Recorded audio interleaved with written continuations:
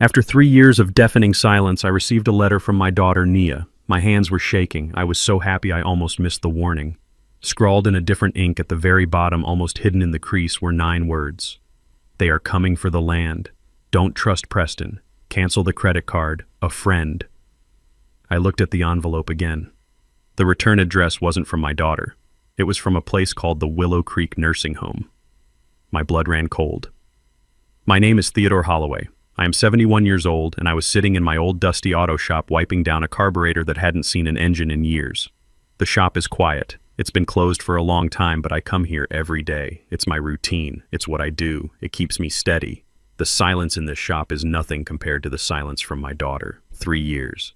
3 solid years since I last heard her voice, since I last saw her face. I remember that last day like it was yesterday. Nia and her new husband, Preston Sinclair. Preston, a young, ambitious lawyer, all sharp suits and a smile that never reached his eyes. He wanted $200,000.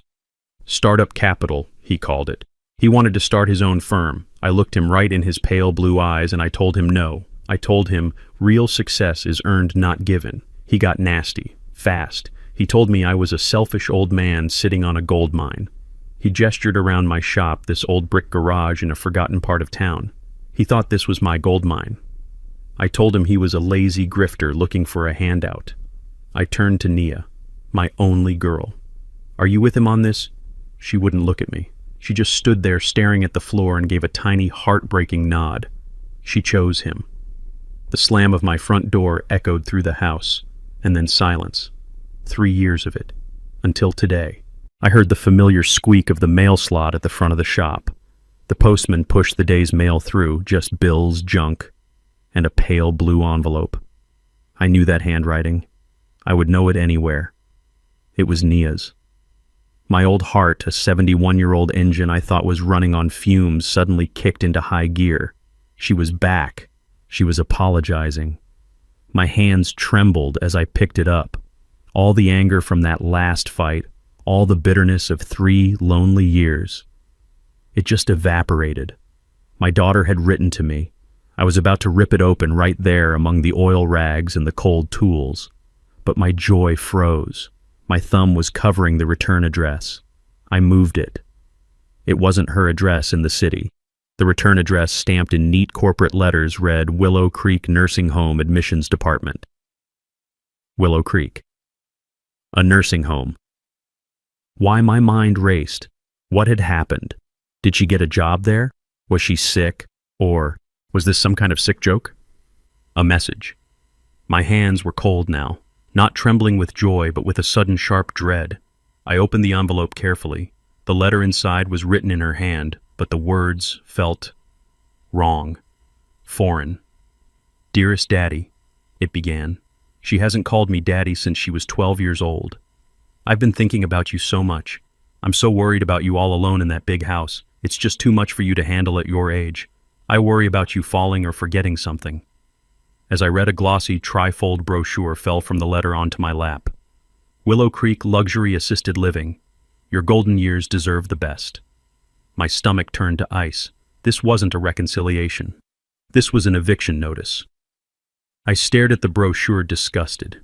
It showed smiling seniors playing chess on a perfect lawn. It was an ad for a place to send people away to be forgotten. But as the brochure fell, it revealed the very bottom of the letter, the part that had been folded over.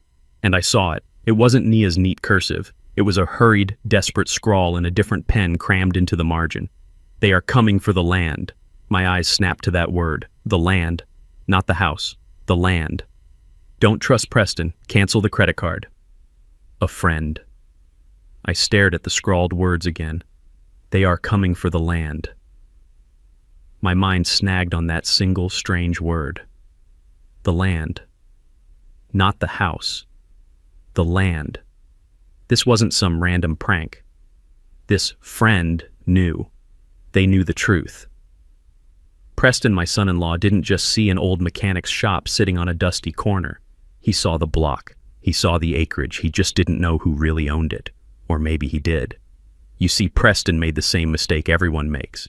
He looked at my calloused hands, my faded denim overalls, my shop coated in 40 years of grease and dust, and he saw a poor old man. A mechanic past his prime, a relic. He saw exactly what I wanted him to see. He saw what I wanted everyone to see, including my own daughter. My wife, Serena. God rest her soul, she always understood. We never needed much. We grew up poor, and even when the money came, we lived simply. We liked the quiet, we liked the privacy. The money, as Serena and I used to call it, didn't come from fixing broken-down Fords. Not really. 40 years ago, when I was just a young man in my 30s trying to keep engines running for the local construction crews, I had an idea. I was working on a piece of heavy machinery, a big caterpillar, and the hydraulic system was always failing. The valve. It was always the valve. It couldn't handle the pressure, so I fixed it. I spent 6 months in this very garage welding late into the night, sketching on napkins, failing and trying again. I wasn't an engineer. I was just a mechanic who understood pressure. I built a new kind of specialized hydraulic valve component, one that wouldn't fail, one that could withstand triple the pressure of anything on the market. I patented it. A year later, a major manufacturing corporation flew me to their headquarters in Illinois. They didn't just want the component, they wanted the patent. They offered me a number that sounded like a foreign language. I sold it. And just like that, Theodore Holloway, a simple mechanic from the neighborhood, was a millionaire. But Serena and I, we didn't change. We didn't buy a mansion in the suburbs. We didn't buy flashy cars. We stayed right here. I kept fixing engines because I liked the work. It kept my hands busy and my mind clear. But I started investing. Quietly. I bought the building my shop was in, then the apartment building next to it when it went into foreclosure, then the laundromat and the grocery store on the corner, then the next building and the next. Over 4 decades, while everyone thought I was just scraping by, I bought the entire commercial block. Nia. I never told her. It was the hardest secret I ever kept. When she was just a baby, Serena and I made a promise. Our child would value hard work, not wealth. She would learn character, not entitlement. We raised her to be strong, to be independent, to make her own way. We paid for her college, of course, but we told her it was our life savings. We wanted her to think that was all we had. But I see now maybe we protected her too much. We made life too simple for her.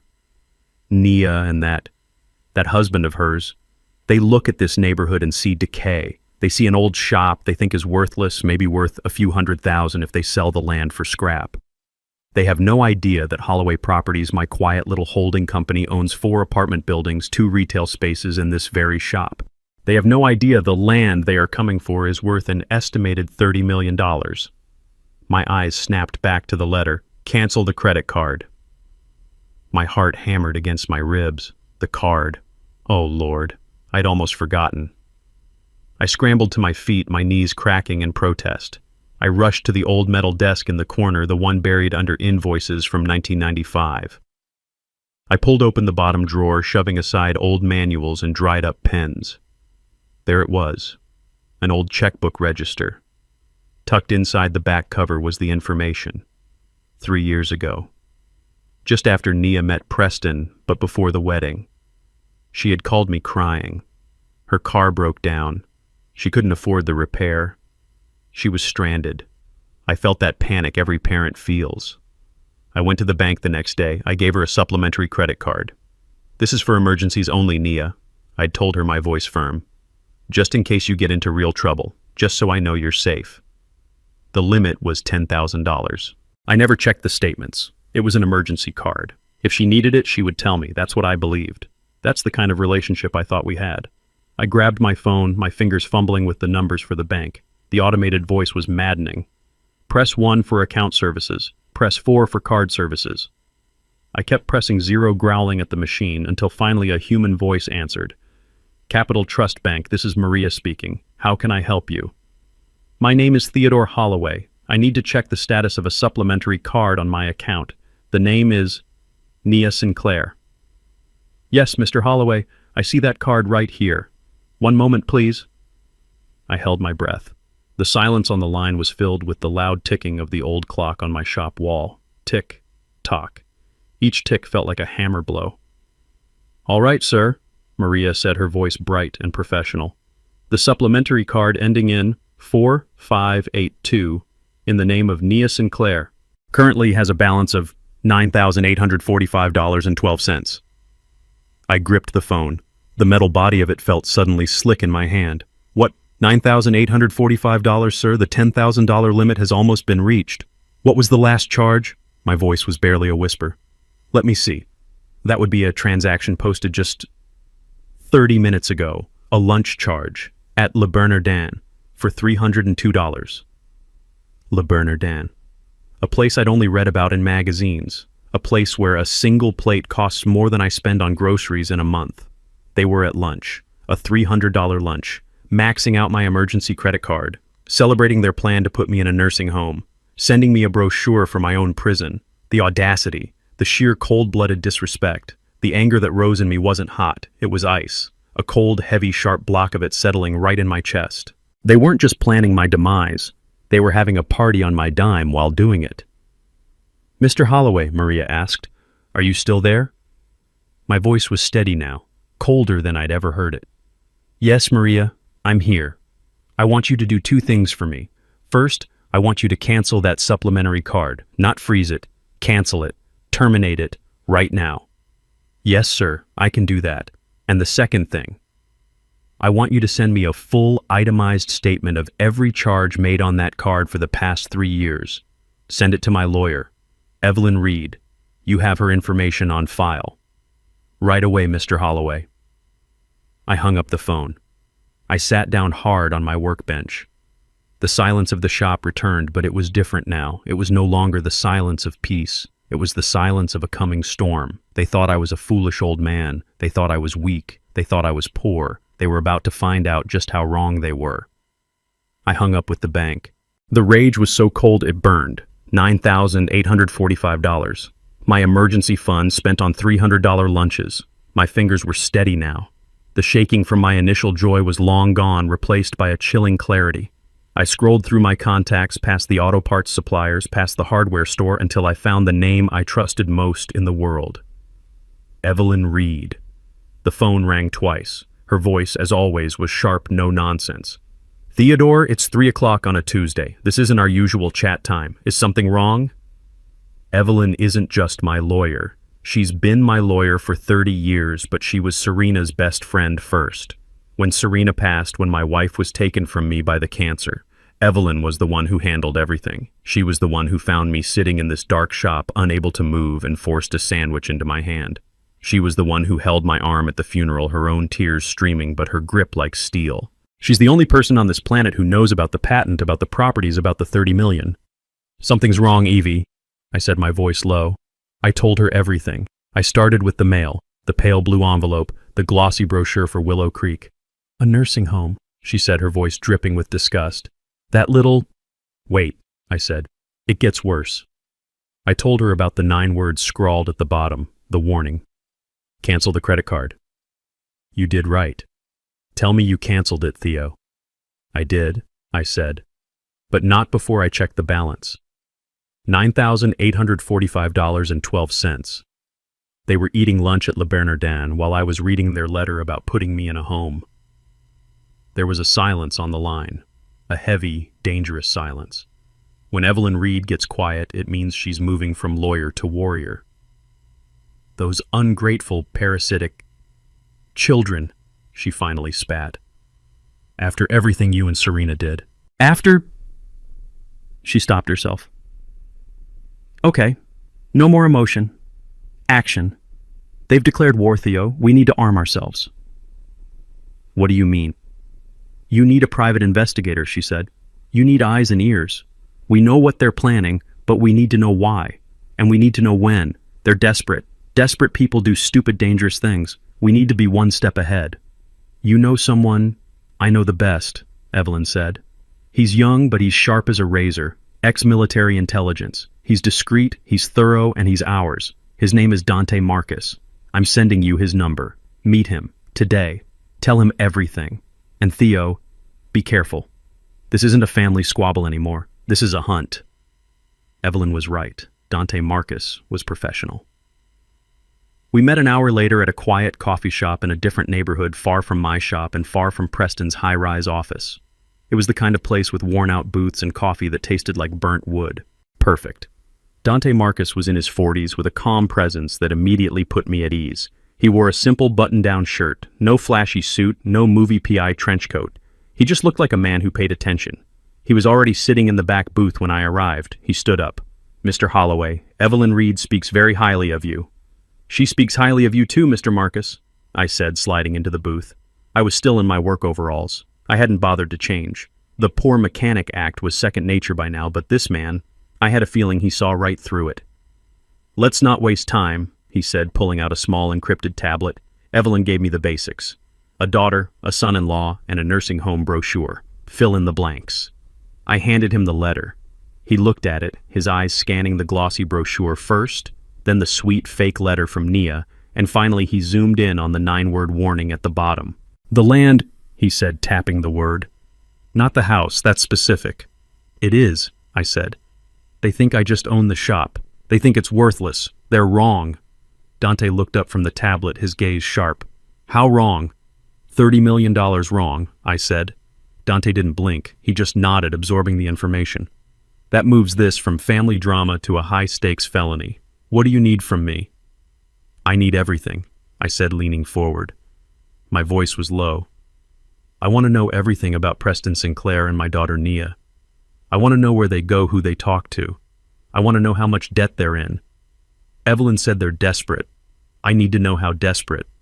Are we talking missed a car payment desperate, or are we talking someone's going to break their legs desperate?" Dante typed rapidly. "Financial deep dive. Understood." "Second," I said, pushing the Willow Creek brochure across the table. "This place. I want to know if they've been there. Did Preston make an appointment? Did he have a tour? I want to know if he mentioned my name and if he asked about the process for involuntary commitment." The word felt disgusting in my mouth. Involuntary. "I'll have a file from Willow Creek by tomorrow morning," Dante said. "And finally," I said, tapping the scrawled warning on the letter, this friend, this is the most important part. Someone in their circle, someone close enough to know about the land, close enough to know about Preston, close enough to know about my credit card. Someone warned me. I need to know who." Dante looked at the note for a long time. This handwriting is educated, but rushed, desperate.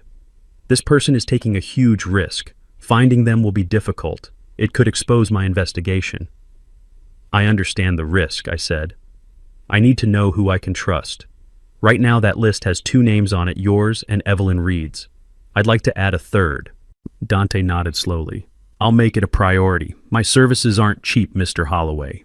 I reached into my pocket and pulled out a thick envelope of cash. The $10,000 I'd set aside from the patent money all those years ago, just for a rainy day. "This is the retainer," I said, sliding it across the table. "You'll get the rest plus a bonus when this is done." He didn't count it. He just slipped the envelope into his bag and closed his tablet. "You'll hear from me in 48 hours, he said. He stood up, gave me a slight nod, and walked out of the coffee shop, blending perfectly into the afternoon crowd. I sat there for another 10 minutes, the smell of burnt coffee filling my nose. The last time I had felt this way, this strange mix of cold fear and righteous anger, was 40 years ago when I decided to bet my entire life on a single piece of metal I invented in my garage. This time I wasn't betting on an invention. I was betting on myself. It was 2 days. 48 hours. The longest 2 days of my life. I didn't go home. I stayed in the shop, sleeping on the old cot in the back office. I sat in the dark, listening to the drip of a leaky faucet, and I waited. I was a man waiting for his own execution or for the weapons to stop it. Dante's call came on Thursday afternoon. His voice was different, colder. No professional pleasantries this time. "Mr. Holloway, I have the preliminary report. It is extensive. Can you meet?" "I'm at the shop," I said. "No," he replied, his voice firm. "Not there, not your home, the coffee shop, 1 hour." The line clicked dead. I walked the 10 blocks, feeling the eyes of the neighborhood on me. Did they see a grieving widower or just a broke old man? It didn't matter. They were all wrong. I saw him in the same back booth. He didn't stand up this time. He just motioned for me to sit. He looked like a man who hadn't slept, and I had a feeling it wasn't because of my case, but because of what he'd found.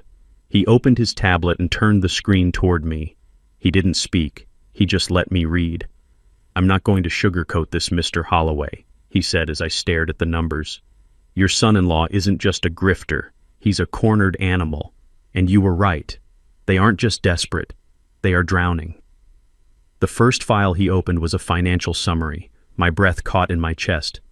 "Preston Sinclair and your daughter, Nia Holloway Sinclair, are currently $540,000 in debt." $500,000. I nearly choked on my coffee. I knew they were living beyond their means. I saw the flashy clothes Nia wore in her social media pictures. I saw the expensive car Preston drove, but this was a crater. "How?" I whispered. "How is that possible?" His law firm, Dante interrupted, "is the source of the problem. He's an embezzler."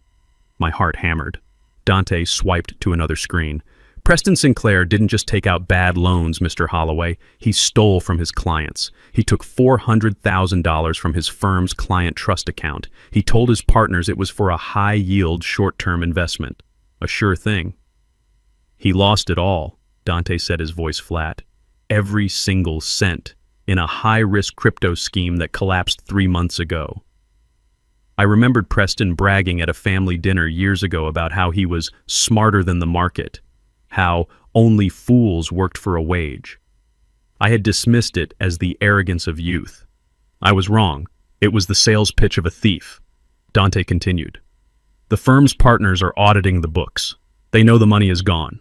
They gave Preston until the end of this month to replace the funds, or they are turning him over to the Bar Association and the district attorney." Dante looked me dead in the eye. "He's not just going to lose his job. He's going to prison. He's about to be disbarred, disgraced, and incarcerated, unless he finds $500,000 immediately." My mind flashed back to that last fight, his demand for $200,000 for startup capital. He wasn't trying to start a business. He was trying to cover his theft. He was trying to plug a sinking ship with my money. And when I said no, he started looking for another way to get it. "But the apartment," I stammered. "The car, Nia's pictures. She's always at some party, some gala." "It's all a lie," Dante said, his voice laced with contempt. "A house of cards. They are frauds, Mr. Holloway, through and through." He swiped again. "A lease agreement. The penthouse they're living in, the one with the rooftop pool, they're 6 months behind on rent. The landlord filed eviction papers last week. They're being kicked out in 10 days. He swiped again. "A vehicle report. The luxury car Preston drives, it's a lease. It's scheduled for repossession on Monday. The life they've been showing off, the glamorous trips, the expensive dinners, it was all funded by stolen client money. And when that ran out..." He didn't have to finish. "It was funded by my credit card," I said. "That $9,800 balance. It was all charged in the last 2 months. Since the crypto scheme collapsed, they were using your emergency money to keep the illusion alive to buy themselves time." My own daughter, living a life of pure fraud. She wasn't just complicit. She was a willing partner. She knew. She had to know. Those $300 lunches made sense now. They weren't a celebration. They were a frantic final indulgence before the whole thing came crashing down. They weren't just desperate for money. They were desperate to maintain the illusion of money. "So," I said, my voice hoarse, "that's where I come in. The senile old man. The worthless piece of land." Dante nodded grimly. "That brings me to part 2.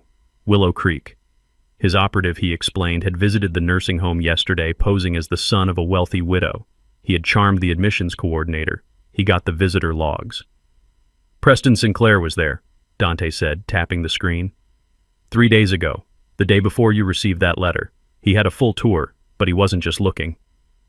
Dante played a short audio file. It was his operative talking to the coordinator. The woman sounded nervous. "Oh, yes," the coordinator's voice said. "Mr. Sinclair, a very intense young man. He was asking about his father-in-law. He said the man was confused." The operative's voice asked, "Confused how?" "He said his father-in-law was becoming a danger to himself, forgetting things, getting lost. He wanted to know about our mandatory intake process." I tried to explain that we require the residents' consent, that it's a community, not a prison, but he kept asking about exceptions. The coordinator's voice dropped to a whisper. He used the phrase cognitively impaired relative. He wanted to know if a power of attorney would be enough to sign his father-in-law in even if the man resisted. My heart hammered against my ribs. He wasn't just asking. He was planning. He was researching the legalities of my kidnapping. But he needs a doctor to declare me incompetent, I said. He can't just do it. He tried, Dante replied. This is the escalation. When Willow Creek told him he needed a medical certification, he went doctor shopping. Dante pulled up another file. Emails. Call logs. First he contacted a Dr. Eris Thorne, a psychiatrist at Mount Sinai. He told him his 71-year-old father-in-law was wandering at night and was a danger to himself. He claimed I was having violent outbursts. Violent, I've never raised my voice in 30 years. Dr. Thorne requested an in-person evaluation with you, Mr. Holloway. Preston said that was impossible as you were too unstable. Dr. Thorne declined the case. Then, Dante continued, he contacted a Dr. Lena Halpern, a specialist in geriatric psychology. This time he was more aggressive. He told her you were suffering from advanced dementia and needed to be institutionalized for your own safety. Dr. Halpern, to her credit, looked up your medical history. She found you had a clean bill of health from your last physical. She asked Preston why his story contradicted your medical file. He became irate. He offered her, and I quote, a very generous retainer to simply review family testimony and sign the commitment papers, no evaluation needed. What did she do? I asked. She threatened to report him to the Bar Association for attempted bribery. He hung up. Dante leaned back and crossed his arms. He's failing, Mr. Holloway. He's striking out. He's running out of time. The law partners are auditing. The banks are calling. The eviction is pending. The car is being repossessed. He needs a win, and he needs it now. I sat back, the cold, bitter coffee untouched on the table. The whole ugly picture was crystal clear. They were trapped, utterly and completely. And they looked at me, a lonely 71-year-old widower, a simple man sitting on a piece of land. They didn't know about the 30 million. They didn't need to. They just thought my little block of land, my gold mine, was worth enough. Enough to sell quickly to a developer, maybe for a few $100,000, maybe $1 million. Enough to pay off the most dangerous debts. Enough to keep the fraud going just a little longer. And to get it, they just needed one thing. They needed to erase me. They need my signature, I whispered. Or, Dante said, his voice grim, they need a court to agree with them that you can't be trusted to sign anything. So, I said, my mind already calculating, moving past the anger into the cold, hard realm of strategy. They need to prove I'm senile. Yes, Dante said, and they need to do it fast. I nodded slowly. A cold, hard plan began to form in my mind. If they needed a senile old man, I thought then that's exactly what I was going to give them. I sat in the dust of my shop staring at the glowing screen of Dante's report. $540,000. Embezzlement. Disbarment. Eviction.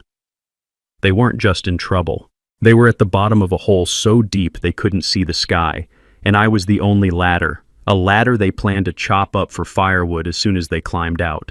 They were desperate, and as Dante said, desperate people do dangerous things. My phone, resting on the workbench, suddenly vibrated, its buzz sounding like an angry hornet in the silence. I looked down. The name on the screen made my heart stop. NIA. She was calling me. After 3 years of silence, after sending a letter plotting my imprisonment, she was calling me. The report, the warning, the credit card bill, it all swirled in my head. My first instinct was to pick up and roar to unleash the 71 years of fury and betrayal I felt. But Evelyn's voice echoed in my mind. Be an actor, Theo. Let them expose themselves. I let it ring once, twice. I took a deep, steadying breath. I let my shoulders slump. I thought about Serena. I thought about the loneliness. I forced the moisture into my eyes. I pictured the broken down, confused old man they wanted me to be. On the third ring, I picked up. My hand was shaking, but this time it was part of the performance. Hello? I said, my voice intentionally weak, raspy. There was a pause, then a voice I barely recognized, a voice dripping with so much artificial honey it made my stomach turn. Daddy? Oh, thank goodness. It's me. It's Nia. Nia, I said as if confused. Nia, baby, is that really you? Yes, Daddy, it's me, she chirped. Oh, I've been so worried. Did you get my letter? I sent a letter. I've been just sick to my stomach wondering if you got it. I haven't been able to sleep at all just thinking about you. I could hear the lie in every syllable. This wasn't the daughter I raised. This was a saleswoman. This was Preston's parrot. Yes, honey, I stammered, playing my part. I got it. Just now. The mail just came. And did you see the brochure? She asked, her voice tight with anticipation. Yes, baby. The Willow Creek place. It looks real pretty. I let my voice crack just a little. The pictures are so nice. All the smiling people. Then I delivered the bait. I put every ounce of real 3-year-old loneliness I had into it. It's just so quiet here, Nia. Ever since your mother, well, it's just so quiet. I'm so lonely, baby. I heard her sharp, quiet intake of breath on the other end of the line. It was the sound of a trap snapping shut, the sound of a predator that has just seen its prey stumble. The fake anxious worry in her voice vanished. It was replaced by a bright, brittle, triumphant energy. She had me. She thought she had me. Oh, Daddy, I know, she exclaimed, her voice suddenly strong. I knew you were feeling that way, and that's why I have the most wonderful news. I stayed silent. I just let her talk, let her weave the net. Preston and I, we've been talking nonstop about it. We just can't bear the thought of you being alone one more day, not when there's a place like Willow Creek where you could be so happy. So, we booked tickets. My grip on the phone tightened. Booked tickets. We're flying in this weekend, Daddy. We land Friday night. We'll pick you up Saturday morning, and we can all go and tour Willow Creek together. We can have lunch there, meet the staff. You can pick out your room. Isn't that just perfect? She wasn't asking me if I wanted to go. She wasn't asking for my opinion. She was telling me the schedule. This wasn't an invitation. This was an ambush. They were coming to close the deal. They would show up all smiles and concern. They would walk me through the shiny halls of that prison. And then they would put the papers in front of me. The papers Preston had already mentioned in my house. The papers that would give them power of attorney. The papers that would sign over my life, my land, my $30 million secret, all to cover their $500,000 crime. And if I refused, they would use my confusion, my loneliness, my frailty against me. They would start the legal proceedings Dante had warned me about. They had tried to get the doctors. Now they were coming to try me. A cold, hard resolve settled over me. They wanted a show I would give them the performance of a lifetime. I needed to make my voice tremble. I thought about Serena. I thought about the day I buried her. The tremble came easily. Oh, Nia, I whispered as if overcome with emotion. You're coming here this weekend. Oh, baby, that's just... I faked a small sob. That's just wonderful. You're such a good daughter, thinking of your old lonely father. Of course, Daddy, she said, her voice victorious. We just love you so much. We'll see you Saturday morning, 10 o'clock sharp. Yes, baby, I whispered. Daddy will be waiting. I'll be right here, waiting for you. I hung up the phone. The performance was over. I was no longer the frail, confused old man. I stood up straight. I looked around my dusty, silent shop. This wasn't just my sanctuary. It was my fortress, and the enemy had just told me the exact time of their attack. All right, you devils, I whispered to the empty, oil-stained room. Let's play. I placed the phone back in its cradle. The click echoed in the dusty garage. My daughter's voice, dripping with fake concern, still hung in the air. We just love you so much, Daddy. We'll see you Saturday, 10 o'clock sharp. I stood motionless for a full minute. The cold, hard anger had now settled into something else, something solid. A plan. They were coming. They had given me the exact time of their attack. They thought they were coming to find a frail, senile old man, confused and lonely, ready to be led to a slaughterhouse called Willow Creek. They had no idea that I had just declared war. My first call was to Evelyn Reed. Her number was second on my speed dial right after Serena's, which I still couldn't bring myself to delete. She picked up on the first ring. "Evelyn." "They're coming, Evie," I said. My voice was low, steady. "Saturday, 10 a.m. They're coming to take me on a tour of the nursing home." I heard her take a sharp breath. "They're moving fast, faster than I thought. Dante's report was correct. They're drowning in debt and they're coming for your life raft." "So what's our move?" I asked. "I'm not going to let them in my house." "No, Theo," she said, and her voice became the one I'd heard in boardrooms and legal depositions. It was the voice that didn't ask. It commanded. "That's exactly what you're going to do. You are going to let them in. You are going to welcome them. You are going to be the performance of your life. I'm looping in Dante. Hold on." A beep, and then Dante's calm, professional voice joined the line. "Mr. Holloway, Miss Reed." "Dante, they're on the move," Evelyn said. "Saturday morning. They're coming to the house to take him to the nursing home for a visit." "The persuasion phase," Dante said. "It's the last step before they file for a forced guardianship. They need to prove they tried to help him." "Exactly," Evelyn said, "and we are going to let them. Theo, listen to me very, very carefully. This is your stage. You are no longer the sharp, angry man who called me 2 days ago. From this moment until Saturday, you are a 71-year-old man who is terrified of being alone, who is losing his grip, and who is pathetically grateful for his daughter's sudden attention." I balked. "Evie, I can't grovel to them.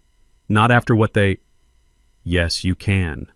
She cut me off, her voice like flint. "You've been acting for 40 years, Theo. You acted like a simple mechanic while you built a $30 million empire. This is just one more role. You are weak, you are confused, you are frightened. You need to make them feel powerful. You need to make them feel safe. Safe enough to say what they're really thinking." Dante's voice cut in. "Evelyn is right, Mr. Holloway. My part of the plan depends on your performance. They need to feel safe, because when they do, they will get sloppy. They will make the threat." "What threat?" I asked. "The one we need," Dante said. "They won't just ask you to go. When you hesitate, they will threaten you.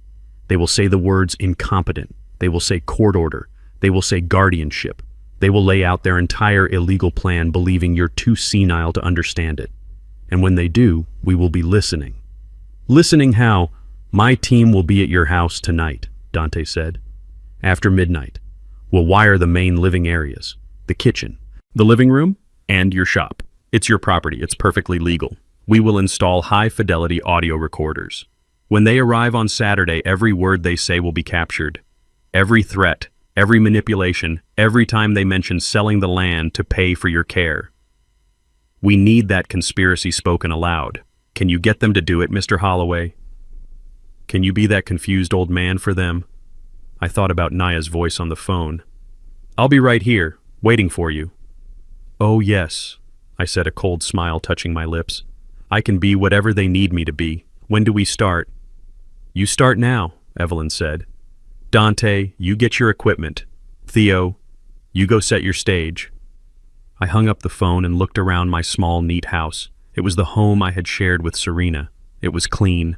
It was organized. It was a place of peace. It was all wrong. It wasn't the home of a man who was losing his mind. I took a deep breath. "All right, Serena," I whispered to the empty room. "Forgive me for what I'm about to do to our home, but it's for justice." I went to the kitchen first. I took the clean dishes from the rack and put them back in the sink. I added the morning's coffee mug. I left a half-empty carton of milk on the counter. I sprinkled coffee grounds on the stovetop and left them there. It looked like someone had tried to make breakfast and had given up halfway. Next, I went to my desk. I had a file of old utility bills all neatly paid and stamped. I took out a red ink pad I used for the shop and a past due stamp. I stamped 3 of them: an electric bill, a water bill. I scattered them on the dining room table right where they would see them. I added a fake letter I'd printed from city collections, warning of a service shutoff. Let them think I couldn't even manage my own bills.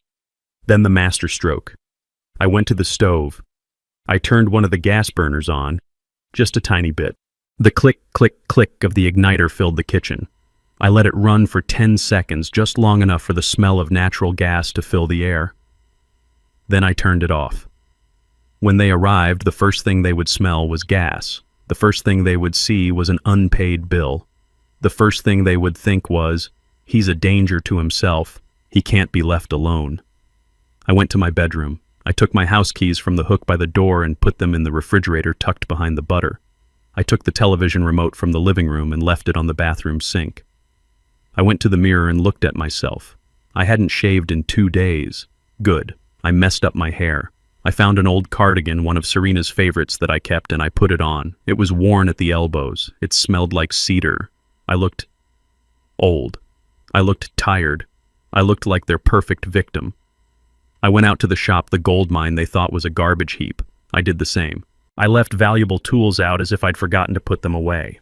I opened an old ledger book and scribbled meaningless numbers in the margins like a man who couldn't count. As I worked, the anger burned clean. This wasn't just about $30 million. I would have given that money to Nia if she had just been a daughter, if she had just loved me. No, this wasn't about money. This was about identity. They weren't just trying to steal my property. They were trying to steal me. They were trying to steal my mind, my dignity, my name. They were trying to erase Theodore Holloway and replace him with a cognitively impaired relative who could be filed away in a home. They were about to find out that Theodore Holloway was not going down that easily. I finished setting the stage. The house was a perfect portrait of decay and confusion. I sat in my old armchair, the one Serena loved, and I waited for the clock to tick down. Dante's team would come in the night silent as ghosts planting the seeds of the truth. And then on Saturday, my children would walk into my parlor, not realizing they weren't the spiders. They were the flies. I heard the car door slam outside. 10 o'clock. Sharp. They were punctual. I give them that. I was in the kitchen wiping the counter with a dry rag. I heard their footsteps on the porch. Then the doorbell rang. Not a friendly knock, but an impatient ding-dong. My heart wasn't pounding. It was steady. It was cold. This was not a family visit. This was a tactical operation, and I was ready. Showtime, I whispered to the empty, silent house. I shuffled my feet as I walked to the door, making my gait slow and uncertain. I let them ring a second time, impatient, good. Let them think the old man is slow, maybe he's fallen. I fumbled with the deadbolt, my hand pretending to shake. Just a minute, I called out, my voice thin and reedy. I finally pulled the door open. There they were. Nia, Preston. They looked like they were attending a funeral, my funeral. Preston immediately plastered on that smile, the one he used when he was about to sell something. It was all teeth. "Dad," he said, stepping in and pulling me into an embrace. It was hard, quick, and cold. He smelled of expensive cologne, the kind that tries too hard. "You look tired." I looked past him. My daughter, Nia. She wouldn't meet my eyes. She was wearing a beige cashmere coat, something new, something expensive. My emergency credit card had probably paid for that. "Oh, Daddy," she said, hugging me lightly. Her face turned away as if she couldn't stand the smell of my old shop clothes. She immediately pulled back and started fussing with a small speck of dust on her sleeve. "It's so good to see you." "You too, baby," I whispered. Come in. Come in. The house is... it's a bit of a mess." I let them walk past me into the living room. Dante's microphones were hidden in the overhead lamp in the bookshelf, and one was placed directly on the mantelpiece, disguised as a small, carved wooden bird Serena had loved. They stood in the center of the room. I watched them take it all in, the dusty surfaces, the old newspapers I'd piled on the coffee table. Nia put her hand to her nose. "Goodness, Daddy. What is that smell?" Preston sniffed the air, his brow furrowing in fake concern. "It smells like gas.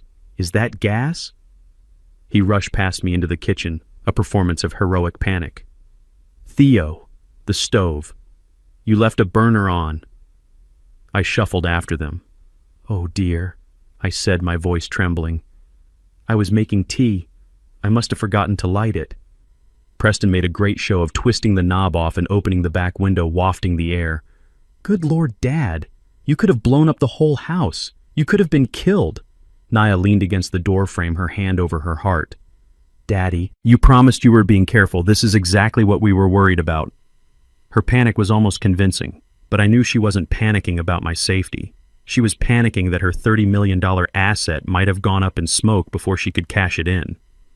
"I'm so sorry," I stammered, looking at the floor. "I'm just so forgetful these days." Preston's eyes narrowed. He looked at me, then around the kitchen. He was building his case. He was gathering his evidence. "Forgetful," he said. He walked over to my refrigerator and opened the door. He looked inside. "Dad, why are your house keys in the refrigerator?" I looked up, feigning total confusion. "Are they—" Oh my. I must have put them there when I got the milk. How silly of me. "It's not silly, Dad," Preston said, his voice now taking on a grave, condescending tone. "It's dangerous." He closed the fridge and his eyes scanned the rest of the house. He walked into the hall, looked into the bathroom. And, "Why is the television remote on the bathroom sink?" "I don't remember," I whispered. He walked back into the living room. His eyes landed on the dining table. He walked over and picked up the stack of bills I had so carefully past due stamped. "Theo," he said, his voice heavy with disappointment. "These are all unpaid. The electric, the water. This one says final notice. Are you not paying your bills, Dad?" I sank into my armchair, the one Serena loved, and put my face in my hands. This was the most important part of the performance. I had to be broken. "I don't know, son," I mumbled into my hands. "I look at the numbers, and they don't make sense anymore. It's too much. I just get so confused." Out of the corner of my eye, I saw it. The look. Preston and Nia. They locked eyes over my bowed, shaking head. It was a glance of pure, unadulterated victory. It was the look of two jackals who had just cornered their prey. They thought they had me. They thought I was done. And the little wooden bird on the mantelpiece recorded it all. Preston pulled a chair from the dining table and sat directly in front of me, leaning in close, his knees almost touching mine. He was radiating false empathy. "Dad," he said, his voice soft and low. "Dad, listen to me. This isn't your fault. You're not a bad person. You're just ill. This is what happens. We all get old. The mind, it gets tired." Nia knelt by the side of my chair, placing her hand on my arm. Her touch felt like an insect crawling on my skin. "Daddy, this is exactly what we were talking about," she said, her voice like a syrupy medicine. "We are not angry. We're so worried. We love you so much. We can't stand seeing you live like this, in danger, confused." I looked up, letting a tear roll down my cheek. "But what can I do? I don't want to be a burden." "You're not a burden," Preston said a little too quickly. "You're our father. And that's why we have a solution. A wonderful solution." He reached into his expensive leather briefcase and pulled out the glossy Willow Creek brochure. He opened it on my lap. "We went to see it yesterday, Dad, just to check. It's beautiful. It's not a home, Theo. It's a community." Nia chimed in right on cue.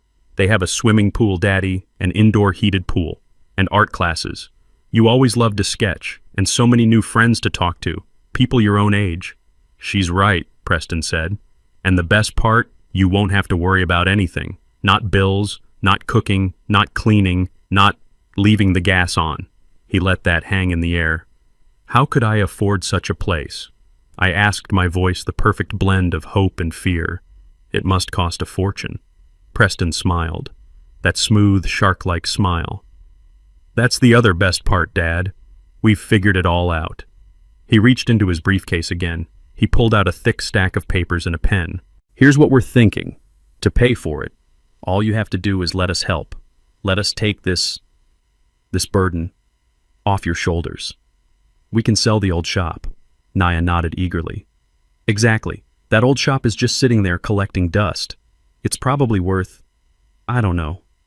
She waved her hand dismissively. "A few $100,000, maybe more than enough for you to live in luxury at Willow Creek for the rest of your life." My heart almost burst. Not with sadness, but with a laughter so dark and bitter I almost choked on it. A few 100,000. I pictured the blueprints in my safe deposit box. The ones for the Holloway Plaza that Serena and I had dreamed of building. The high-rises, the retail space, the $30 million valuation. And they were dismissing it as a few 100,000. They were so arrogant, so blindingly, stupidly ignorant. This was the moment. I let my face crumble. I pulled my hand away from Nia's. "No," I whispered, shaking my head. "No. The shop. It's all I have left. It was my place. Your mother, Serena, she loved that shop. She helped me paint the sign. I can't. Please, don't ask me to sell the shop." I had used Serena's name. I knew it would be a low blow, but I needed to push them. I needed to move them from persuasion to coercion. Nia, my own daughter, actually had the nerve to flinch. She looked pained for a moment. But Preston had no such filter. His patience snapped. The performance was over. His face hardened. The fake empathetic smile vanished, replaced by a tight, irritated line. "Listen, Theo," he said, his voice dropping the daddy and taking on a cold, hard edge. "We don't have time for these sentimental games. We are trying to help you." "But I don't want to go," I said, my voice rising in a fake panic. "I won't sign. It's my shop. It's my house." Preston stood up. He loomed over me, the predator finally showing his teeth. "You're not understanding me," he said, his voice low and dangerous. "You're not well, Theo. We just proved it. You left the gas on. You're not paying your bills. You're putting your keys in the refrigerator. You are not competent to make these decisions anymore." "That's not true," I cried. "I'm just a little tired. Stop it," he barked, and Nia, my daughter, just sat there, silent. She let him bark at me. "We don't want to do this," Preston continued, his voice like ice. "But if you fight us on this, if you refuse to sign, we will take it to a judge. We already have the paperwork. We will file for a court-ordered guardianship. We will stand up in court and we will list every single one of these things: the gas, the bills, the confusion, the fact that you can't be trusted with your own life."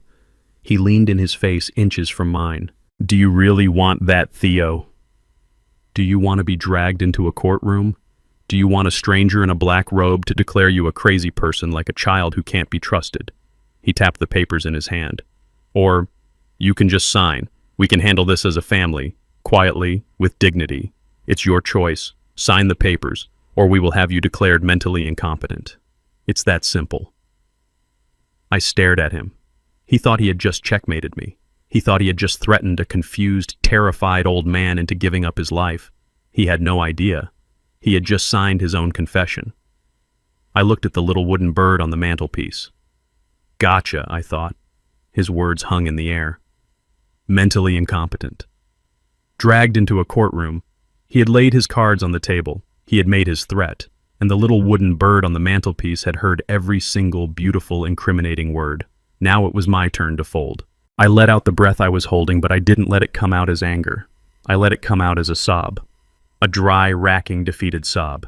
This was the performance of my life. I let my head fall completely into my hands. I made my shoulders shake.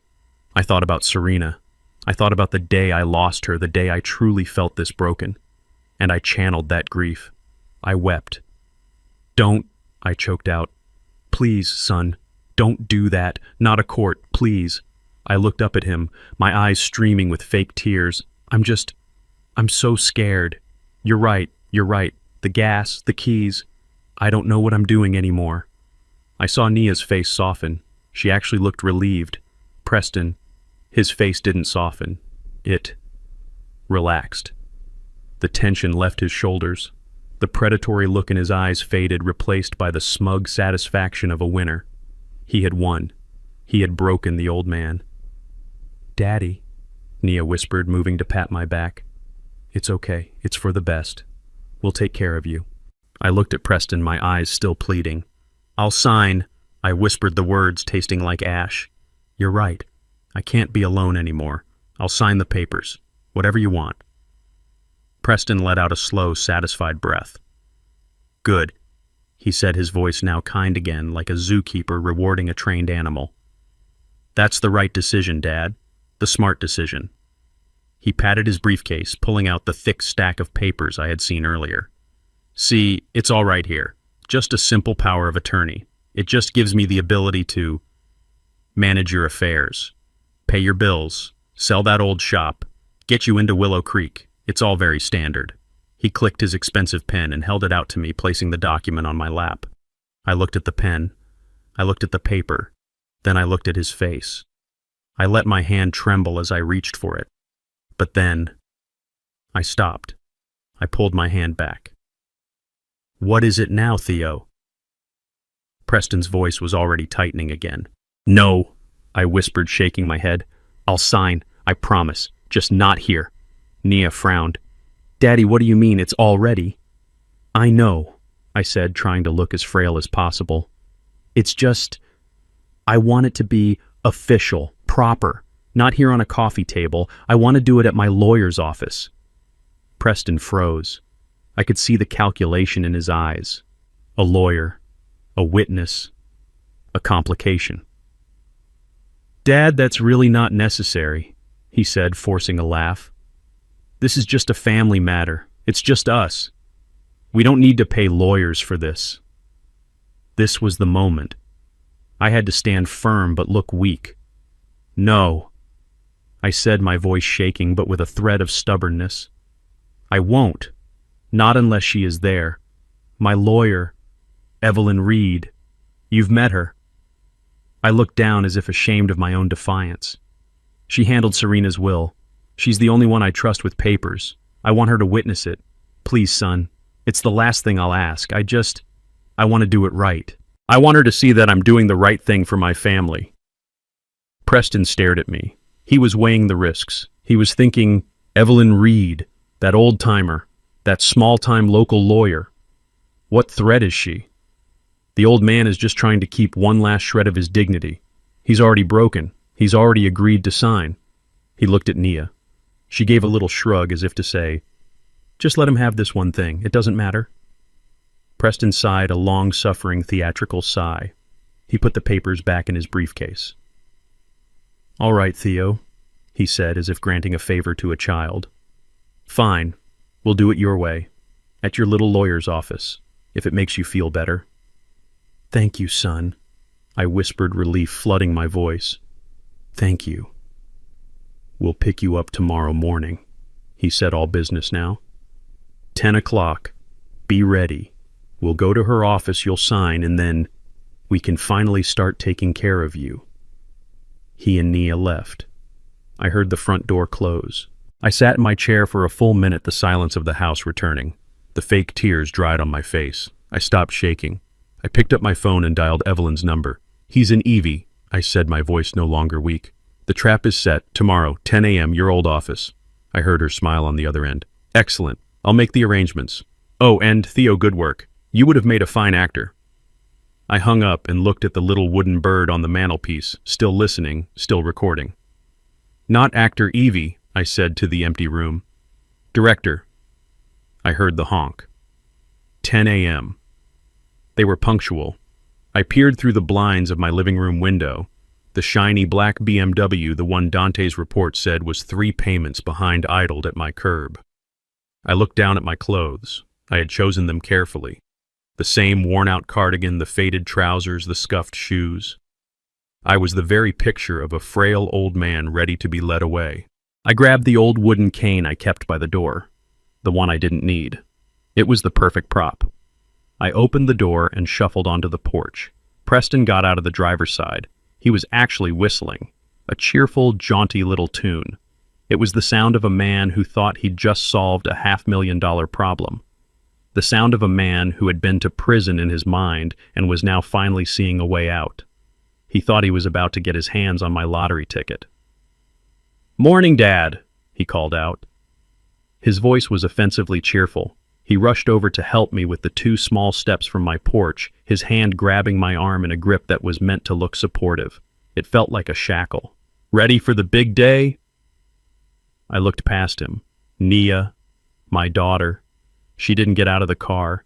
She just gave a weak little wave from the passenger seat, her face pale. She wouldn't look me in the eye. She knew what this was. She knew she was here to witness the legal execution of her father's life, and she was going along with it.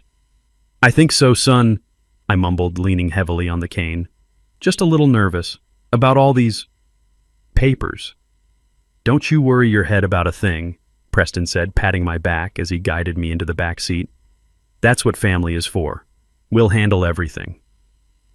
The drive was quiet.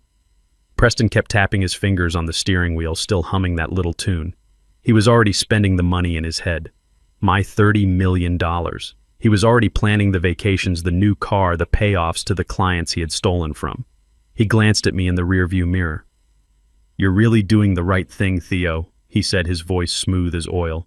You'll be so much happier at Willow Creek. And Nia, well, she's been so stressed.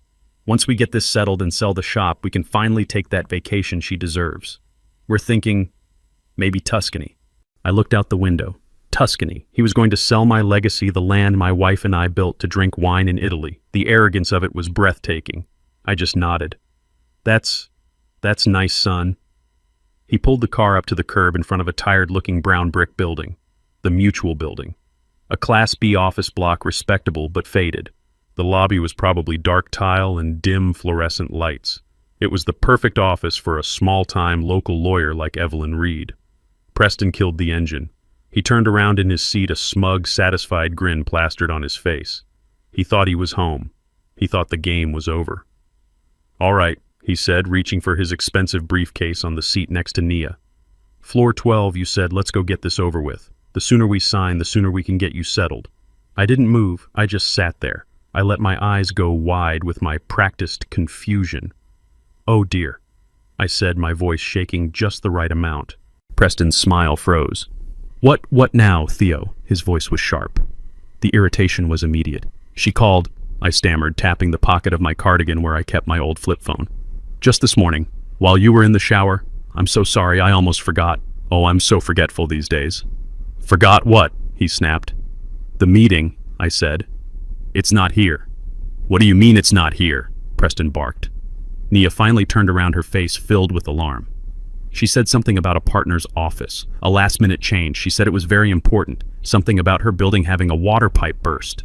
Preston's face flushed a deep red. He was a man on a tight schedule. This was an inconvenience. A last-minute change. Are you kidding me? Or give me the address. I fumbled in my cardigan pocket again, pulling out a small wrinkled piece of paper. I handed it to him. He snatched it from my hand and read the address. His eyes widened. The Harrison Tower. That Harrison Tower. The new glass skyscraper downtown. I think so, I said, trying to look as helpless as possible. Is that far? Preston stared at the paper. I could see the wheels turning in his head. The Harrison Tower. The most expensive, exclusive office space in the entire city.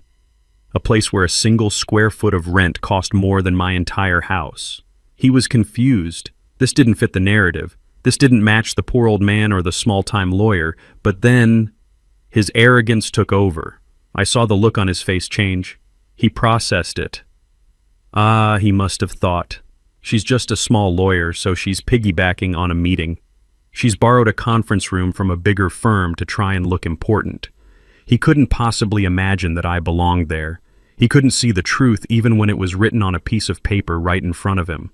He scoffed a short, ugly sound. Whatever. It doesn't matter where you sign the paper, old man. It all spends the same. He jammed the key back into the ignition and the BMW roared to life. Fine. We'll go to the fancy building. But this is the last stop, Theo. You're signing those papers.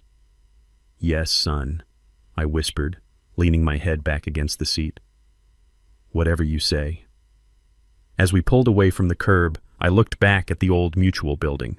The first part of the trap had been laid. Now we were heading to the real one. We were heading to my office. He still had no idea. He still thought he was the hunter. He still thought he was in control. The arrogance of the man. It was going to be his ruin. The Harrison Tower was not just a building, it was a statement. A sheer wall of dark glass and steel that climbed 55 stories into the sky, reflecting the clouds. It was the most expensive, exclusive piece of commercial real estate in the city. When I gave Preston the address, he just stared at the wrinkled paper. He looked up at the building, then at me, then back at the paper. His brain couldn't connect the two. This place didn't fit the poor old man narrative. It didn't fit the small-time local lawyer narrative. He scoffed a short, ugly sound. Whatever, she's probably just meeting us in the lobby Starbucks. We walked in. The lobby wasn't a lobby. It was a cathedral. The floors were a universe of polished white marble. The walls were hung with enormous museum-quality abstract paintings, and the only sound was the hushed whisper of a waterfall cascading down a 3-story granite wall. Nia stopped dead. Her mouth fell open slightly. She looked around like a tourist who had wandered into a palace. Preston, trying to look like he belonged, visibly straightened his tie. His suit, which had looked so sharp outside my little house, suddenly looked cheap, ill-fitting. I kept my shoulders slumped. I leaned heavily on my wooden cane. The performance wasn't over. Not quite. A uniformed concierge behind a massive stone desk looked up. He didn't look at Preston or Nia. His eyes met mine. "Good morning, Mr. Holloway," he said, his voice respectful and warm. "They are waiting for you upstairs." Preston's head snapped toward me. His eyes were wide with confusion. The concierge smiled at him. "The penthouse elevator is this way, sir." Preston just nodded, dumbstruck. We walked to a private elevator bank. Brass doors polished to a mirror finish. I stepped in. They followed their footsteps, hesitant on the marble. The doors closed, sealing us in a silent, mirrored box. It was the longest elevator ride of my life. I watched my daughter and my son-in-law in the reflection. They looked small. They looked trapped. Nia was nervously twisting the strap of her purse. Preston was sweating a small bead of moisture on his temple. The numbers on the display climbed. 10, 20, 30, 40, 50, 55. A soft, polite ding echoed in the car. The doors slid open. This was not a law office. There was no waiting room with cheap chairs. There was no receptionist behind a sliding glass window. The doors opened directly onto a vast open space. The floor was dark, polished walnut. The entire far wall, 50 feet of it, was a single sheet of glass looking down on the entire city. The city I had quietly, patiently bought. The air smelled of leather, and I don't know success. A massive dark abstract painting hung on one wall. I smiled. It was a Rothko. It was Serena's favorite. And standing in the center of the room by a massive mahogany desk was Evelyn Reed. She wasn't the small-time lawyer Preston had imagined. She wore a sharp, custom-tailored royal blue suit. She looked like the CEO she was. She looked like she ate men like Preston for breakfast. Standing beside her, holding a tablet, was Dante Marcus. He wasn't a PI today. He was my head of security. And by the window, his back to us, silhouetted against the morning sky, stood the third man. Older, impeccably dressed in a gray suit that probably cost more than Preston's car. Nia and Preston just froze in the elevator doorway. They were completely, utterly paralyzed. "Preston," Nia whispered, her voice trembling. "What is this? This can't be. Is this Mrs. Reed's office?" Evelyn Reed stepped forward. Her heels clicked on the walnut floor, a sharp, accusing sound in the cavernous silence. "No, Miss Holloway," Evelyn said. Her voice wasn't the friendly voice on the phone. It was the voice of an executioner. "This is not my office." She let the silence stretch, letting them hang there suspended in their confusion. "This is Mr. Holloway's office." Preston just stared. He looked from Evelyn to the room to the priceless art, and then he looked at me. I was still standing there, hunched over, leaning on my cane in my old worn cardigan. He burst out laughing. It was a loud, nervous, ugly sound. He barked, pointing a finger at me. You're kidding me, right? You mean him?" He pointed at my scuffed shoes. "This old man, his office, what is he, the janitor?" That was the moment. My cue. I let the old wooden cane drop from my hand. It hit the walnut floor with a loud, hard, definitive clack. The sound echoed in the room. Preston's laughter died in his throat. I straightened up. I stood tall. I pushed my shoulders back, feeling the tightness in my 71-year-old spine unwind. I let the full strength I had hidden for decades come flooding back. I unbuttoned the old worn-out cardigan and dropped it onto a nearby leather chair. My voice when I spoke was not the weak, reedy whisper of a confused old man. It was the voice that had brokered the patent deal 40 years ago. It was the voice that chaired board meetings. It was clear, it was cold, and it was loud. It filled the room. "Welcome, Preston," I said. Nia gasped. Preston's face went white. He looked as if he had seen a ghost. "Welcome to the headquarters of Holloway Properties," I said, walking slowly toward him. He instinctively took a step back. "Holloway Properties," I continued. My company. The company I founded 30 years ago. The company that manages the 4 apartment buildings, the 2 retail fronts, and the auto shop you were so eager to get your hands on. You called it a gold mine, Preston. You were right. You just got the valuation a little wrong. Naya was shaking her hand over her mouth. But, she stammered, but you're a mechanic. She looked from me to the room to Evelyn, her mind completely shattered. The shop, the grease, the bills. I was a mechanic, I said, my voice cutting through her panic. I walked toward my daughter. She flinched as if seeing me for the very first time. I was a mechanic who invented a hydraulic valve component that revolutionized heavy machinery.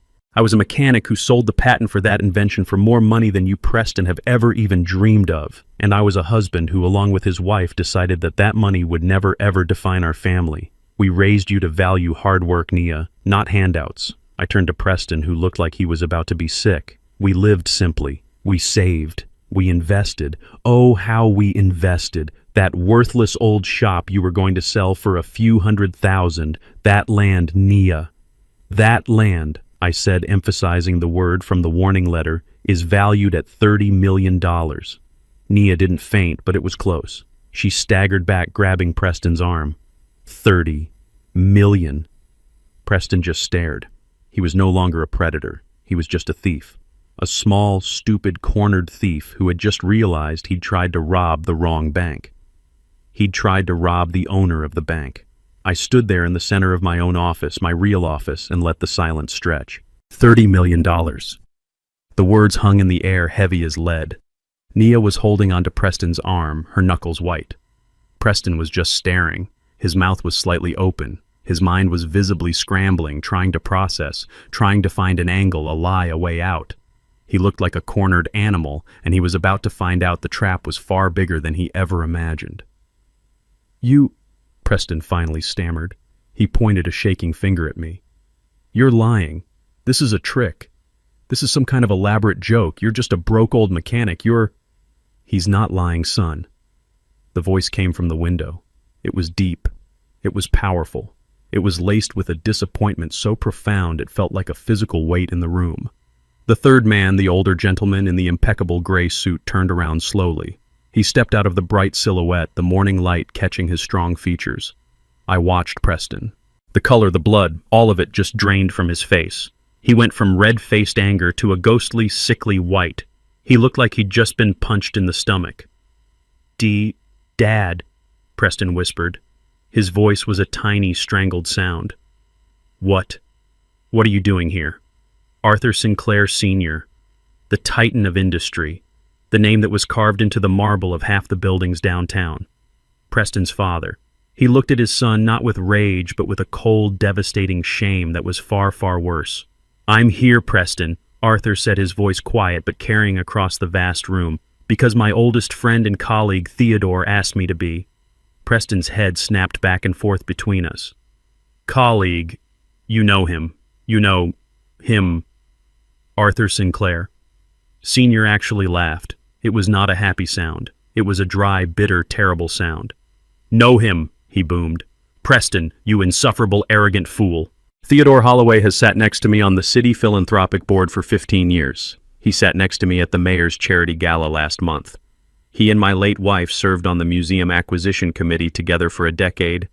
He is one of the most respected and most private investors in this entire city. Arthur took a heavy step toward his son. Preston instinctively flinched, taking a step back. You, Arthur snarled, jabbing a finger at him. You are an embarrassment. You are a disgrace to the Sinclair name. I stepped forward. It was time to close the loop for them. It was time to twist the final knife of understanding. I looked at Arthur, and I let a small, genuine smile touch my lips for the first time in 3 long days. Thank you, Arthur, I said, my voice clear and strong. I don't know what would have happened if I hadn't received your warning. Preston's head whipped back toward me. Warning, what warning? I didn't answer. I just looked at him. Nia, who had been frozen in silent horror, finally spoke. Her voice was a terrified squeak. The letter, the writing at the bottom of the letter. I nodded. They are coming for the land. Cancel the credit card. A friend. I looked at Arthur. It was you. Arthur Sinclair Sr. looked at his son with utter contempt. You want to know how I knew Preston? You want to know how your pathetic little plan unraveled before it even began? He walked over to the massive mahogany desk and leaned against it, crossing his arms. He looked like a king about to pass sentence. You did it to yourself. You always do. You got sloppy. Your arrogance betrayed you. Arthur's gaze was cutting. 3 weeks ago, at the founders' dinner at the club, you'd had too much scotch as usual. You were bragging. Preston was shaking his head, whispering, "No." "Oh yes," his father said. "You were laughing. You were telling me and your Uncle Frank that you had a big fish on the line. And you said you were handling the estate of a senile old mechanic who was sitting on a gold mine and didn't even know it." Preston was sweating profusely now. "Dad, I didn't mean—" "Shut up," Arthur commanded. "You kept talking. You said the old man's daughter was wrapped around your finger, and that the old man himself was losing his mind. You said his name was Theo Holloway." Arthur leaned in. "I nearly choked on my drink. I made you repeat the name. You said it again. Theo Holloway. You laughed. You said, 'Don't worry, Dad. By the time I'm done, this old fool will be safe in a home and I'll be $500,000 richer.' You thought it was hilarious." Arthur shook his head, his disgust palpable. "I have known Theo Holloway for 15 years. I know his mind is sharper at 71 than yours will ever be. I knew in that instant that my son was not just an arrogant fool. I knew my son was a criminal, a common, pathetic, stupid thief." Nia let out a strangled sob. "So you—" "Yes," Arthur said, his voice cold. "I went home that night. I was so ashamed I couldn't sleep.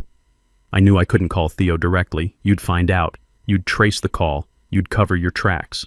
So I did the only thing I could think of. I found out you, Nia, were sending that disgusting brochure. I had my assistant intercept the mail carrier. We opened the letter. I added the warning myself right at the bottom. I told him to check the credit card. I knew if you were this depraved, you were also stupid. And thieves are always stupid with money." He was right. Preston was finished. He had no lies left. He was exposed. Exposed as a thief, exposed as a fool. And worse, he was exposed in front of the one man whose opinion he craved, his father. "Arthur," I said, my voice calm, "I thank you for your friendship. You saved me a great deal of trouble." "Niece," Arthur said, turning to me, his face filled with a deep personal pain. "I am the one who must apologize, Theo.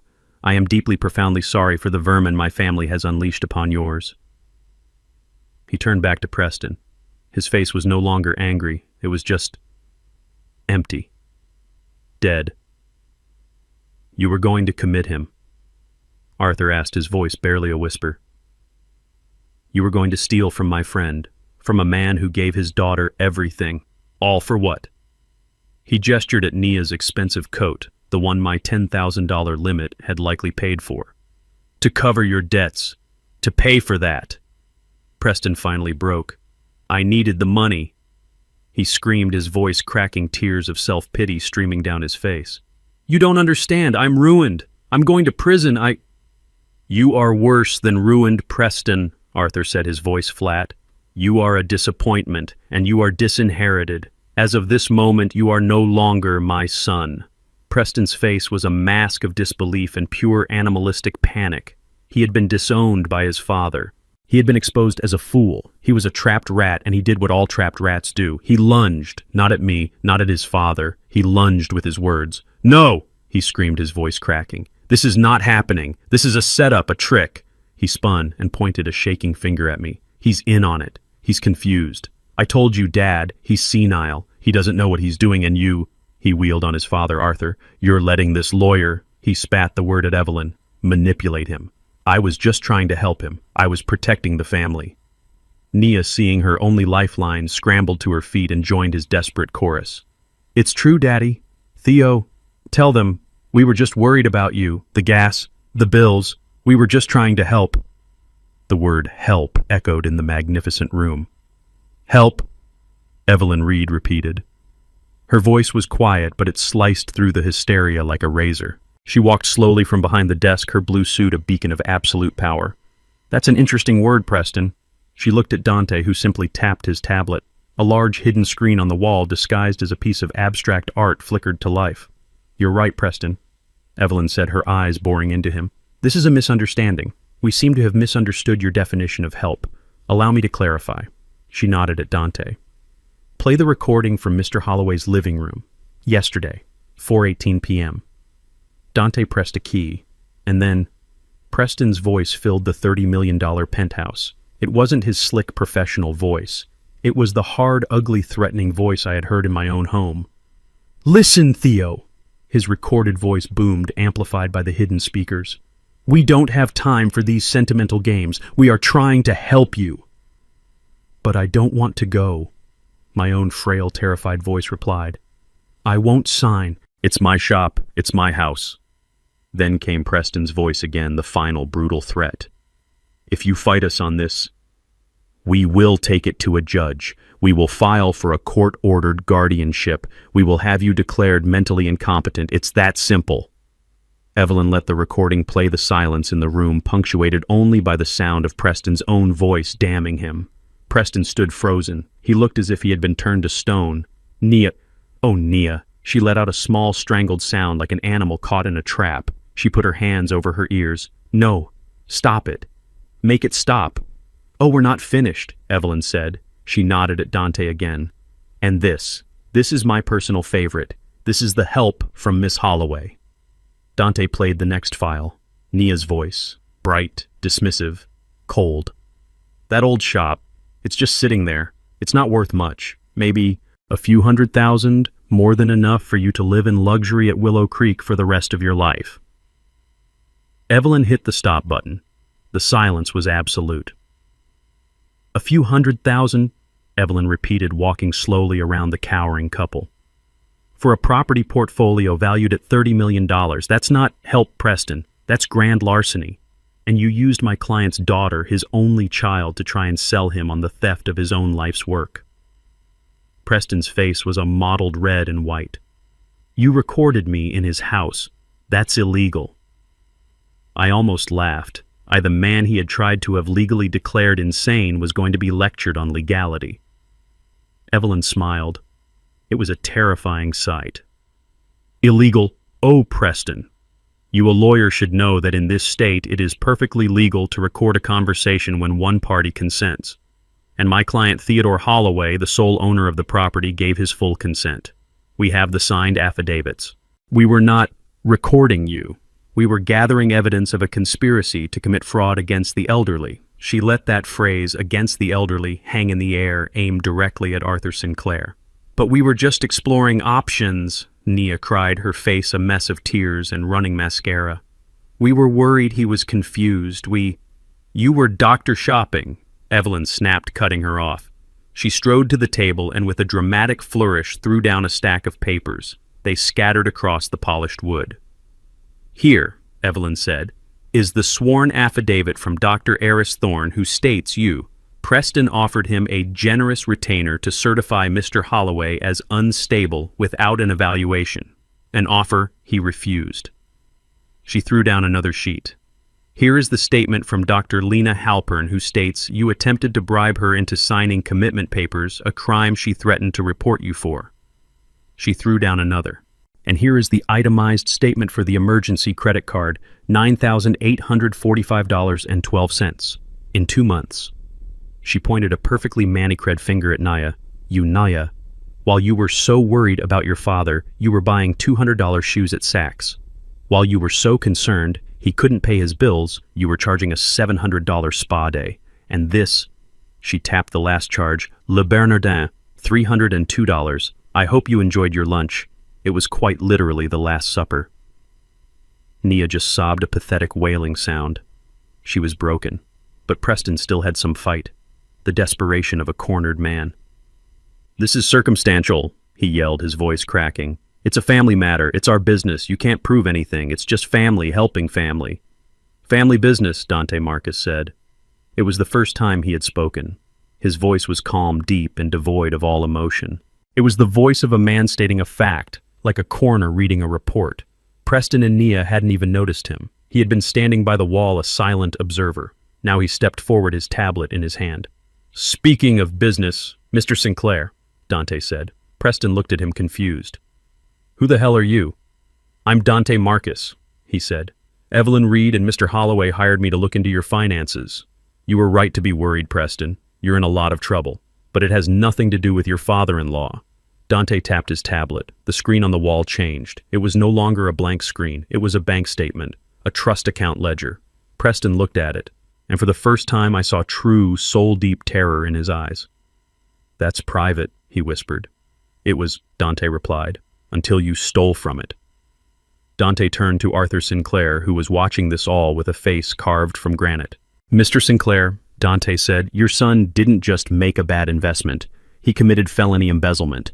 3 months ago, he illegally transferred $540,000 from his law firm's client trust account into a private high-risk cryptocurrency wallet." Arthur closed his eyes. "He lost it all," Dante continued. "He was trying to cover the loss by moving money from other client accounts. A classic Ponzi scheme. Your partners at the firm discovered the discrepancy last week, Mr. Sinclair. They are the ones who contacted me." Preston staggered, actually grabbing the back of a chair to hold himself up. "No, they said they'd give me till the end of the month." "They lied," Dante said. "They wanted me to gather evidence on all your activities before they called the DA. And you, Preston, you just handed it to us." Dante put the tablet down on the desk. $500,000 in embezzlement, tens of thousands in credit card fraud, and conspiracy to commit fraud against an elder. You're not just going to be disbarred, Mr. Sinclair, you're going to prison for a very, very long time.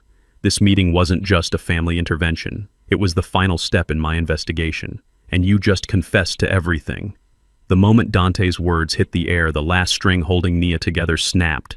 She didn't just cry, she collapsed. She fell to the polished walnut floor, her expensive cashmere coat pooling around her like a shroud. It was a complete, agonizing breakdown, a wail of pure, selfish despair. "No!" she shrieked, her voice echoing in the vast, silent room. "No, no, no! It wasn't me, it was him!" She scrambled on her knees, a pathetic, crawling motion, and pointed a shaking finger at her husband. "It was Preston, he made me do it. He told me you were confused, Daddy. He told me we were helping you. I didn't know about the money, I didn't know about any of it. It was all him. Please, Daddy. Please. It was him." It was a pathetic performance, a desperate last-ditch attempt to save herself by sacrificing her partner. Preston just stared at her. His face was a void. The fight had drained out of him. The terror, the anger. It was all gone, replaced by a hollow, terrifying emptiness. He had lost everything. His father, his career, his freedom, his wife. He looked at Nia on the floor, then at Arthur, then at Evelyn, and finally, his dead, empty eyes landed on me. He recognized me now. He finally saw the man who had beaten him. "You," he whispered, his voice a dry rasp. "You set me up. This whole time, the frail old man, the gas, the lawyer's office, all of it. You set me up, you old bastard. You gamed me." I took a step toward him. I was no longer an actor. I was just Theodore Holloway, a 71-year-old man who was tired of the lies. "No, Preston," I said, my voice quiet, but it cut through the room. "I didn't set you up. I just didn't walk into the trap you set for me." I looked him dead in the eye. "You did this to yourself. You lost because you underestimated me. You underestimated me because I'm a black man. You underestimated me because I'm 71 years old. You underestimated me because I don't wear my money on my suit or drive it on the street." I gestured to the city glowing outside the 55-story window. "You looked at me and you saw a senile old mechanic. You didn't see a man. You saw a target. You saw a walking, talking dollar sign you could cash in to fix your pathetic, fraudulent life. You were so blinded by your own arrogance, by your own greed, you never once stopped to think. You never once asked yourself, what if he's not? What if the old man is smarter than I am?" I shook my head, not in anger but in pity. "You destroyed yourself, Preston, with your own arrogance, your own ignorance, and your own bottomless greed. You did this." Preston had no answer. He just stood there, a hollowed-out shell of a man. Arthur Sinclair Sr. finally moved. He walked from the window, his heavy, expensive shoes silent on the rug. He stopped in front of his son. He didn't yell. He didn't rage. He just delivered the sentence. "Preston," he said, his voice flat, "you will not receive another dollar from the Sinclair Family Trust. You are not to contact me. You are not to contact your mother. As of this moment, you are no longer my son." And, Evelyn Reed added, stepping forward and placing a hand on Dante's shoulder, Mr. Marcus will be delivering his entire file on your embezzlement. The bank records, the client testimony, all of it, directly to the Bar Association and the District Attorney's Office this afternoon. The 1-2 punch was absolute. Disowned, disgraced, destitute. Imprisonment was now a certainty. Preston finally crumpled, falling into the leather chair behind him, his head in his hands. I looked down at my daughter Nia, still weeping on the floor. She looked up at me, her face a ruin of mascara and self-pity. "Daddy?" she whispered. "Daddy, please. What about me?" I looked at her, my daughter, my only child. She had made her choice 3 years ago when she slammed my door. She made it again when she wrote that letter, and she made it a final time when she sat silently in my living room yesterday, letting her husband threaten to destroy my mind. "You, Nia," I said, "you chose your path. You chose him. Now you get to walk that path, with him." I turned my back on them, on the ruins of their lives. I walked to the great glass window joining Arthur. We stood side by side, 2 old men, 2 fathers, looking down at the city spread out below us. My city. Behind me I could hear Evelyn and Dante quietly gathering their papers. I could hear the sounds of my daughters weeping. I could hear the terrible, agonizing silence of the man who had tried to steal my life. I didn't look back. I just stared out at the horizon, at the future I had built and the future I had just reclaimed. Here is the lesson learned from this story. The biggest lesson from this story is to never judge a person by their appearance. Nia and Preston saw an old, frail mechanic in worn-out clothes. They assumed he was poor, weak, and confused. They didn't see the brilliant, wealthy, and powerful man he truly was. Their arrogance and greed blinded them to the truth. They built a trap for a mouse only to discover they had poked a sleeping lion. True strength and true wealth are often silent, watching and waiting.